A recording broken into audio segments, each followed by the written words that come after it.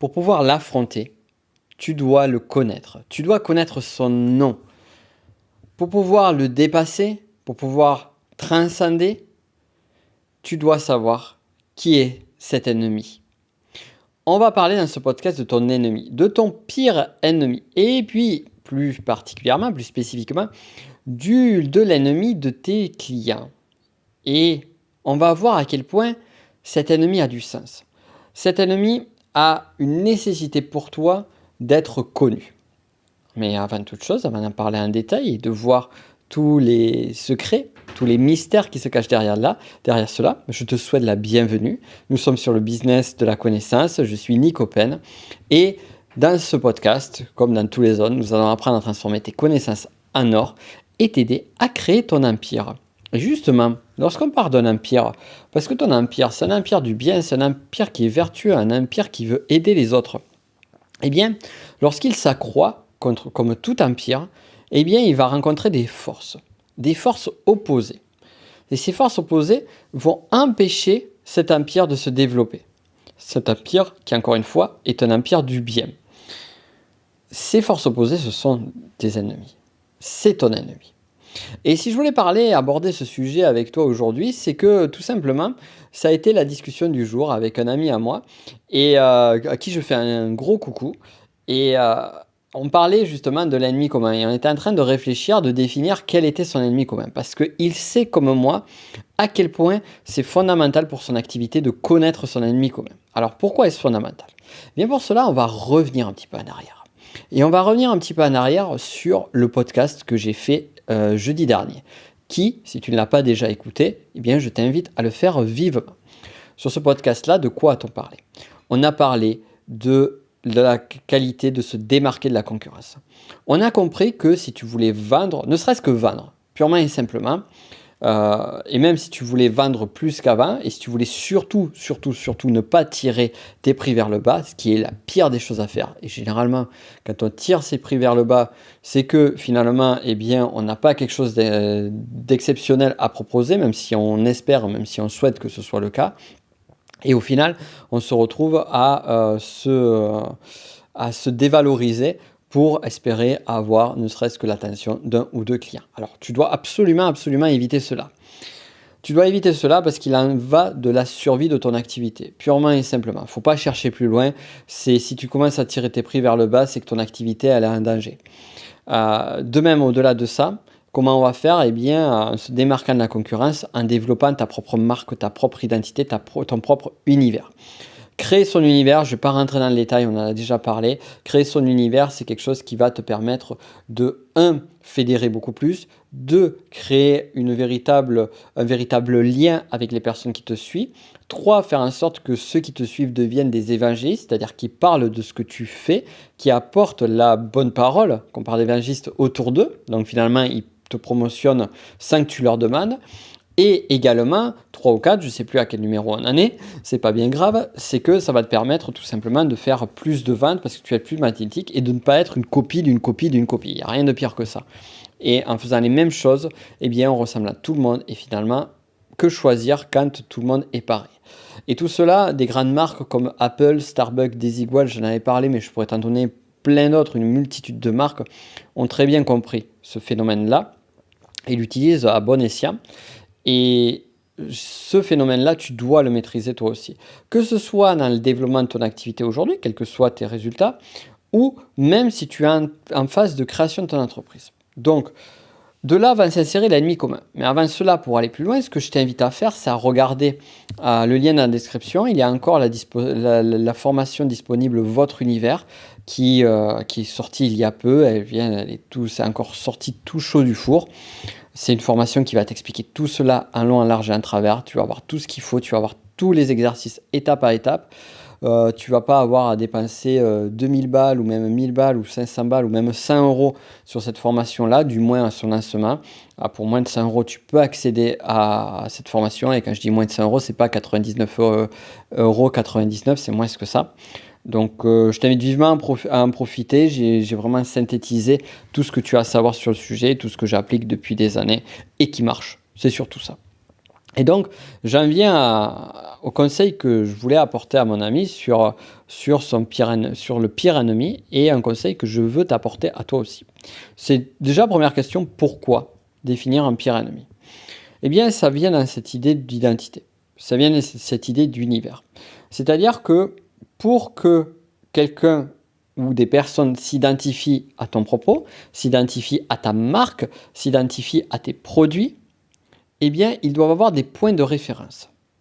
Et les points de référence, c'est ceux qui me ressemblent et ceux qui sont en opposition à moi. Donc ça, c'est le premier point. Donc, il convient de définir ce que veulent les personnes qui te suivent, mais il est aussi nécessaire de définir ce que veulent éviter les personnes qui te suivent. De même, l'ennemi commun, cet ennemi-là, ça va être l'obstacle. L'obstacle majeur, l'obstacle principal qui va empêcher les personnes qui te suivent à atteindre les résultats qu'ils souhaitent avoir. De façon plus large, de façon plus haute, pour arriver à faire en sorte de te différencier des autres, moi, ce que je t'invite à faire, et c'est là une clé fondamentale, j'en parle sur la formation, c'est d'ailleurs la troisième des 4 étapes, tu dois arriver à définir ta grande cause, ta grande mission.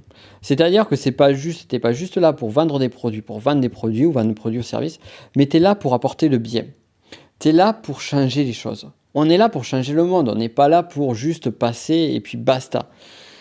Et ce que tu ne sais peut-être pas, c'est qu'en souhaitant changer le monde, en ayant cette intime conviction, en ayant cette force de transformation et d'amélioration de ton environnement, eh bien, tu vas améliorer tous les aspects de ton business. Et ne serait-ce que l'aspect le plus vital qui est l'augmentation des ventes et l'augmentation du chiffre d'affaires. C'est-à-dire que plus les personnes se reconnaîtront dans ta cause, plus les personnes se reconnaîtront au travers de ta mission, mieux ça va marcher. Et là, je te pose la question, quelle est ta mission? Eh bien, ta mission, c'est peut-être d'aider les gens à être plus libres. Ta mission, c'est peut-être d'aider les gens à s'émanciper de X, Y, Z. Ta mission, c'est peut-être d'aider les gens à se sentir mieux. Tu vois, par exemple, si tu es dans le domaine du bien-être, eh bien, peut-être que ta mission, c'est de rendre les gens plus heureux au quotidien ou les gens plus sereins. Et donc, si je prends ce domaine-là, par exemple, tu veux aider les gens à résoudre des problèmes articulaires. On va dire, voilà, par exemple, tu as des formations, tu as des méthodes, tu as appris énormément de méthodes pour résoudre les problèmes articulaires. Ok, c'est quoi ta grande mission? C'est quoi ton grand but? Bon, c'est pas forcément un but lié aux besoins auxquels tu vas répondre, mais ça peut être plus que ça. Tu veux que les gens se sentent libres dans leur corps. Ça peut paraître, par exemple, être ta mission. Et tu veux éviter la souffrance. Et donc là, lorsque on va amener sur la souffrance, on va commencer à pointer un ennemi. Et l'ennemi, quel est-il? Eh bien, on pourrait dire, par exemple, ce sont les problèmes articulaires. Mais c'est plus que ça, en fait. Parce que le problème articulaire, dans ce cas-là, ça va être juste la conséquence de l'ennemi. Et là où on va aller creuser, c'est quelle est la grande cause qui a provoqué l'obstacle, qui a provoqué la blessure, qui a provoqué la difficulté, qui provoque toutes les problématiques dans lesquelles est ton client aujourd'hui que tu dois aider. Cet ennemi, c'est quoi? Eh bien, dans le problème articulaire, ça peut être par exemple la posture. Ça peut être alors, je ne sais pas, je ne suis pas spécialiste du domaine, mais on pourrait dire qu'une personne qui va travailler là-dessus peut dire, ben voilà, le problème aujourd'hui, mon grand ennemi, c'est la façon, les postures que l'on a depuis des décennies, depuis qu'on utilise l'ordinateur. La façon dont on se met, d'ailleurs en plus c'est le cas, la façon dont on met le poignet sur la table, la façon dont on utilise la souris, la hauteur de l'écran sont des véritables problèmes sur la posture. Donc ça, c'est le véritable ennemi. Et l'ennemi en lui-même, c'est quoi? C'est quelque chose qui est intangible, c'est quelque chose qui a été transmis de génération, enfin pas de génération en génération, mais qui a été transmis malgré nous et qui perdure. Et que si on n'arrive pas en opposition, si on n'arrive pas à un obstacle à celui-ci, eh bien il continuera encore et encore. Et il amènera encore cette douleur-là. Donc j'aime bien 3 points clés pour définir l'ennemi et j'ai trouvé ça génial et c'est en discutant avec ce même ami à qui je refais un coucou parce que moi j'aime bien faire mes coucou à mes potes dans les podcasts. Euh, 3 points, 3 points clés. Premier point, cet ennemi commun, il doit être invisible. C'est-à-dire que c'est pas forcément un tel, c'est pas là forcément la faute à Jean-Pierre à la compta qui a dit qu'il fallait s'asseoir comme ça. C'est pas la faute au président de la République, c'est pas la faute à ceci, cela. Non, on va pas pointer du doigt quelqu'un. D'ailleurs, pointer du doigt quelqu'un, c'est le meilleur moyen de se retrouver avec un procès au cul. Donc c'est là aussi, excusez-moi, je suis un peu vulgaire, mais l'expression était de bonne aloi, dirons-nous. Donc ça va être la pire des choses. Non, l'ennemi doit être invisible. Donc par exemple, si on revient à la Renaissance italienne, qui est une période historique que je connais bien, eh bien, on avait un prêcheur qui a été d'ailleurs terrible, un frère dominicain à Florence, qui a réussi à faire un espèce de coup d'État à l'époque justement de la gloire des Médicis. Il s'appelait Jérôme Savonarola. Et ce prêtre dominicain a commencé à pointer du doigt un ennemi qui était l'Église et qui était en gros le faste, les puissants qui étaient dans le faste, dans la luxure et qui manipulaient le peuple. Et donc du coup, il a pointé cet ennemi du doigt et il a réussi à fédérer tout le peuple florentin jusqu'au point qu'ils ont réussi quand même à faire repousser les Médicis du pouvoir. Bon, après, ça a été un chaos terrible jusqu'à un moment donné où finalement ils sont revenus. Bon, ça, c'est une autre histoire.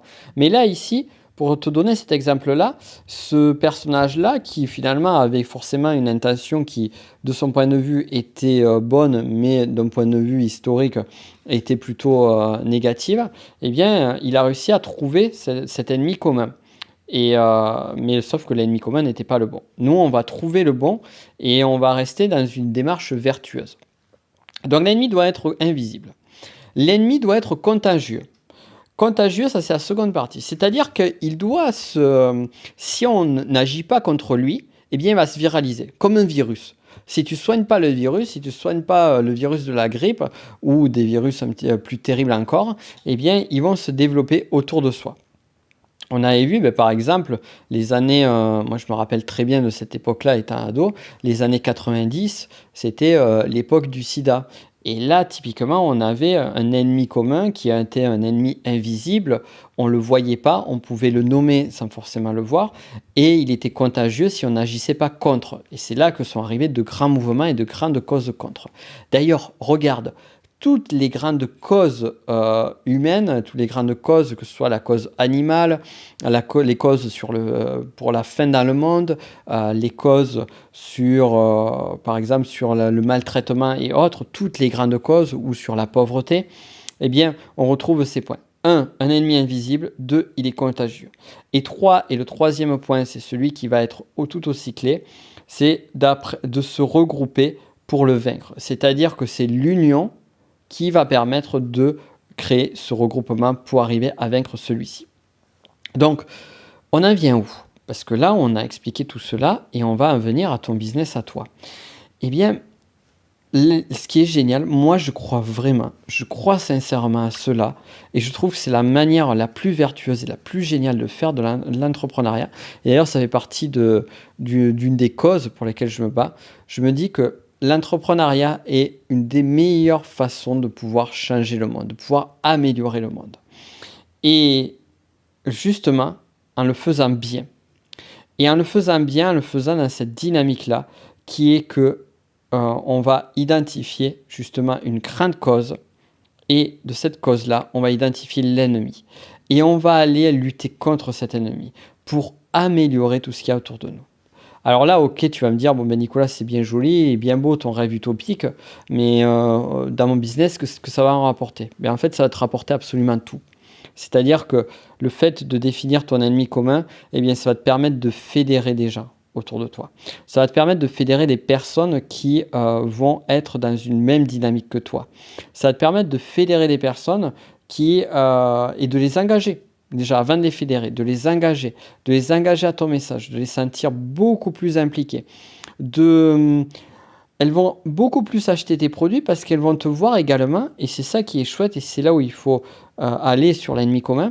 Elles vont te voir comme un porte-étendard d'une cause commune qui est une grande et noble cause. Et pour avoir cette noble cause, il faut savoir contre quoi se bat cette cause. Bien évidemment, il faut savoir pourquoi on se bat, mais aussi contre quoi. Les deux pendant, le côté contre et le côté pour, les deux extrêmes sont nécessaires. Les deux facettes de la même pièce doivent être présentes et doivent se rassembler. Et c'est là que justement, eh bien, tu vas faire la différence, parce que entre une personne qui va juste être là pour faire son business pour son business, répondre juste à un besoin et prendre son pognon et dégager, et à côté de ça, une autre personne qui va répondre aux mêmes besoins, mais qui derrière a un véritable message et un message fort autour d'elle, eh bien, crois-moi que les gens vont pas se poser la question très longtemps. Consciemment ou inconsciemment, ils iront vers la seconde personne. Donc, à toi d'être cette seconde personne. À toi d'apporter cela. Et ça va être juste génial. Alors, comment faire pour définir cet ennemi commun à ce stade-là? Bon, ben, je t'ai donné pas mal d'infos. Déjà, je t'ai donné pas mal d'infos qui sont juste pertinentes là-dessus. Le premier point, le point clé, c'est de définir ta grande cause. La grande cause pour laquelle tu te bats. L'ennemi commun, ça ne sert à rien de définir si tu n'as pas la cause au départ. Pour définir cette cause doit être en rapport avec tes valeurs. Quelles sont les grandes valeurs que tu défends? C'est quoi tes grandes valeurs? C'est quoi la chose qui se cache derrière la grande mission? Définis cette mission-là. Il peut y en avoir plusieurs, mais il va y en avoir une qui va être un petit peu plus haute que les autres. Tu n'as pas besoin d'en avoir 36.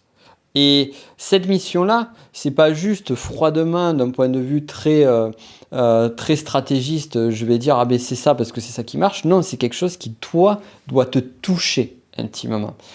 Toi, quelque chose doit te révolter ou doit te motiver. Tu dois sentir tu vois, quand je te parlais tout à l'heure d'un business vertueux, eh bien c'est quelque chose, on le sent à ma voix. C'est quelque chose pour lequel je me bats. C'est quelque chose qui me met en énergie positive. Une fois que tu as défini cette cause-là, et ça je te l'explique en détail sur la formation, donc c'est pour ça que je t'invite à regarder le lien sur la formation Votre Univers, parce que tu vas avoir les questions et les clés étape par étape pour définir tes valeurs clés et pour définir de façon claire, nette et précise cette grande cause. Une fois que c'est fait, on en vient à l'ennemi commun et pas avant. Et ton ennemi commun, c'est ce qui empêche cette grande mission, ce qui empêche cette grande cause de se réaliser. C'est tout ce qui va se mettre en opposition à cela.